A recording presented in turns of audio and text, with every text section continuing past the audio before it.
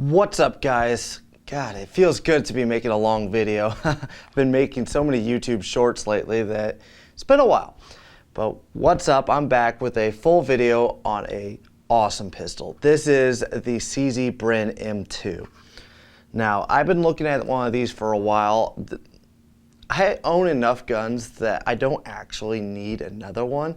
So when I see a gun that looks good, I tend to be drawn to it more than the function. This gun has both going for it. It looks sexy and it performs flawlessly. Took it to the range straight out of the box. I wanted to see how it'd run and had zero malfunctions with it.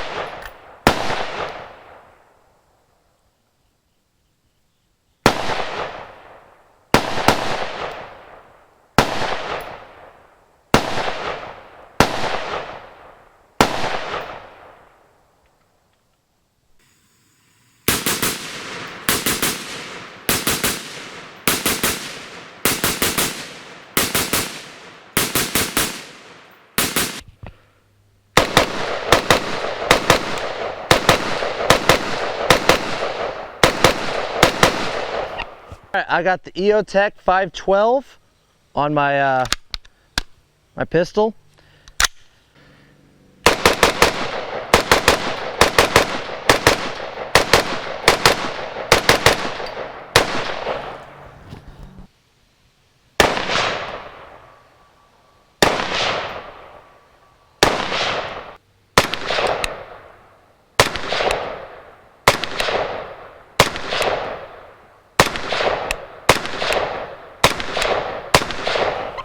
Reliable, accurate, and it's pretty damn sexy. Now, there are some things that I don't like about it, but we'll get into that in a little bit. So, this is a 5.56 gun with a aluminum upper receiver and a fiber infused polymer lower. I'm not exactly a huge fan of the lower. The colors just look a little bit off, and it doesn't feel as comfortable. I would have preferred an all metal firearm. I was looking, there is a company that makes a metal lower for this, and then you can use AR-15 accessories. I have thought about it, but I'd have to get all new trigger components and everything, and I actually really like the trigger on this pistol. So it has a fantastic trigger pull that, in my opinion, has an over travel. So you pull the trigger, bang, fantastic crisp trigger, and then a really nice reset if you know how far to pull back the trigger. What I mean is, if you pull it back all the way that I'll go, it has a mile it goes before that reset. I kind of wish that the trigger had like a little stop on it so that the trigger wouldn't go back as far, because you can actually do that, like pull the trigger, put your finger in there. I don't know how I'm gonna do this on camera. Yeah, like this. See, well, I didn't demonstrate that very well, but you can actually reset the trigger with it being more forward. So I kind of wish that there was a stop on this trigger, but it is a decent trigger pull. The selector is ambi. Everything on this gun is ambidextrous. I really do like that.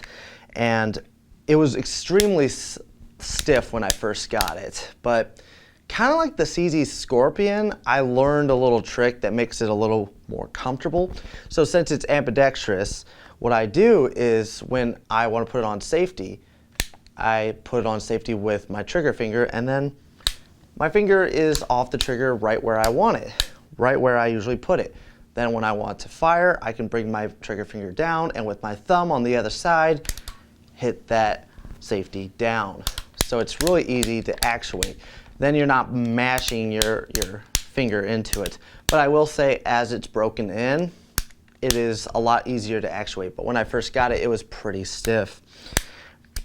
It's got a bolt release and a bolt hold open inside the trigger guard. I both love and hate this. So if you don't have a magazine in it and you want to lock the bolt back on like an AR-15, because this has an AR-15 style paddle on this side, you'd have to hold it like this and then bring it back.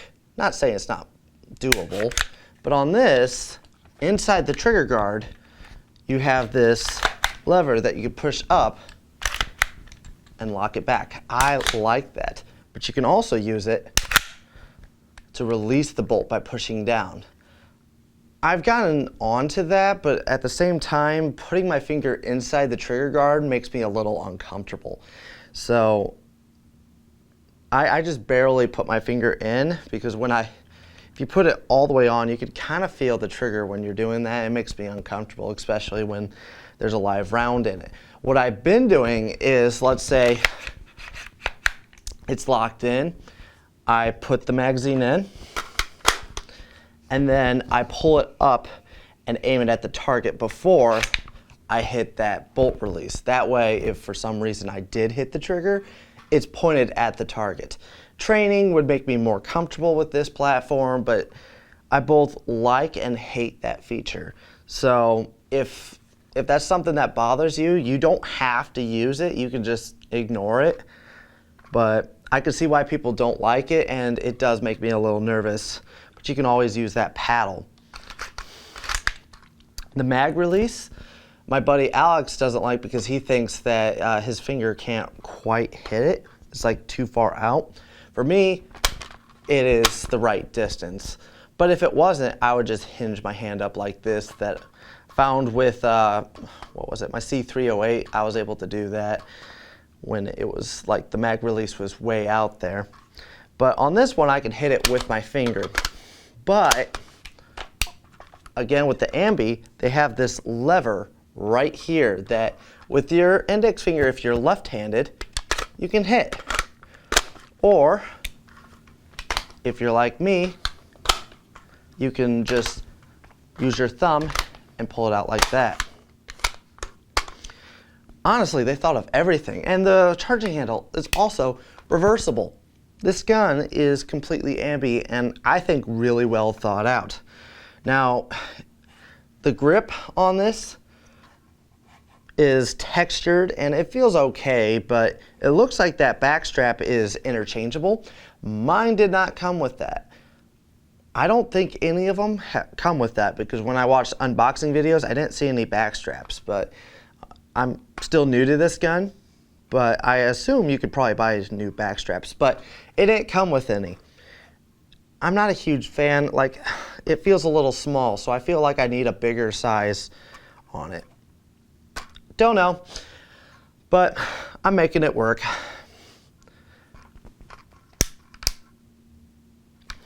But there are things about this gun that I may change, like the lower. I may get that metal lower from this company. I can't think of it right now because, of course, I'm on camera, I forgot. But this company makes a metal lower for it, and I may go that route eventually. But one thing I do want to change is this brace. I took this SBA-3 brace off my Palmetto State Armory AR-15. I have a really small pistol. I took it off for a little bit and put this buffer tube, because with the pistols, it comes with this end cap that accepts AR-15 buffer tubes. So I threw this on so that I can have a brace on it. I think it looks really good on this gun, but the same company that makes the lower also makes a ACR folding brace that uses tail hooks. The tail hook, the Gearworks tail hook brace, I am a bigger fan than this, because with this, you have to take the Velcro off and actually physically strap it to you. And I don't really like having a gun strapped to me. I like using a brace where anytime you want to, you can unhook it, grab onto it. It's a lot of fun to shoot with a brace, actually, one-handed, when you have the tail hook. So that is something that I would like to change out, but at the time of this video, they're out of stock, and who knows if they'll ever come back in stock. But that is something I would change. And I also don't like the adapter is loose, and that's common. I would prefer a tighter fit personally, but that would change out too. Also, the charging handle, I originally thought this isn't going to work, because when you're charging on it, if you put your whole hand on it, you start making contact with the optic. But when I got to the range, I found that instinctively I almost I grabbed it at an angle like this, and not one time when I was at the range did that become a problem. I thought I was going to have to get an extension on the charging handle, which they have. They're pricey, but they do have them, and I've been looking into it. But honestly, it sticks out enough that it's able to clear this EOTech.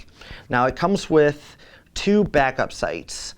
They are really well-made sights, but I don't know why they put such a heavy spring in it. So you have to push it like this. And for me, I need 2 hands. Push it like this. It's just heavy. But it's a very positive lockup. But it comes with sights, which is fantastic. I love when they include essential parts like this. They don't just send you a gun with a empty rail. I put an EOTech on it because I've had this thing over a decade. Actually, this is the first optic I ever bought. I put it on my Delton AR-15, and I don't know, about 6 years ago, it had this issue where half the illumination would go dark, or not dark, go light. So you'd be aiming it, and unless you had it on its full brightness, you couldn't see the left side. You would actually hold it off to the side like this and be able to see the full ring. But if you aimed it, half of it would just disappear unless it was on full brightness. I sent it back to EOTech, they fixed it, and I thought, you know what? It's kind of nice on this gun. It complements the aesthetics of this pistol.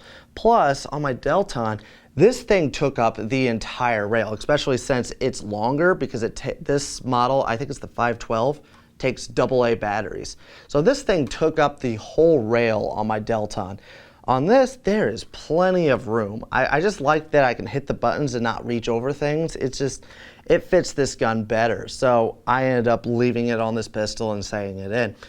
So I really do like this upper. It feels very solid, very smooth operating. There's a little notch right here on the front that I find so comfortable to put my finger in, and then I wrap my thumb around. It feels really comfortable. Though I found it a little bit more comfortable when this wasn't here, because I would prefer to put my thumb there, but honestly, it feels really secure shooting it like that.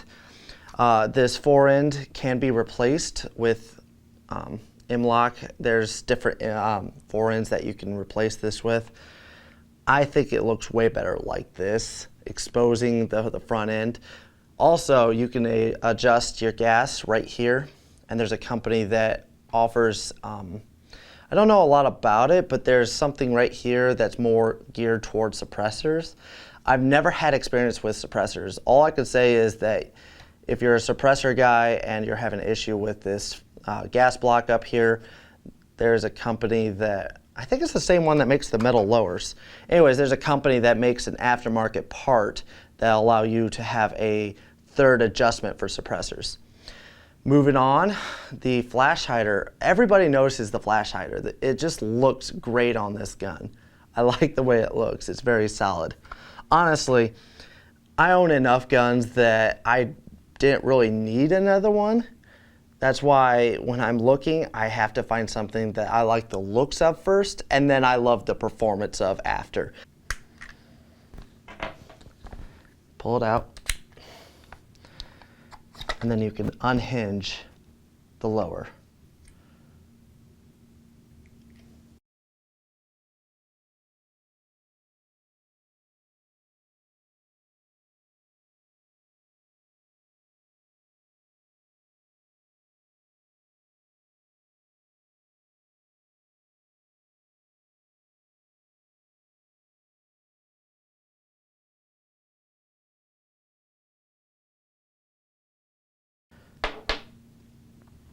There's your recoil spring. It's not going to come out. There it goes.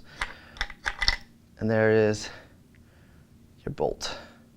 There's also in there this little tray that comes out. And now your gun is completely disassembled for cleaning. It is a cool gun. I love the way it looks. It's just fantastic. So I hope you guys enjoyed this video. Stay tuned. I got a lot of cool stuff coming up in the future, including probably a lot of YouTube shorts.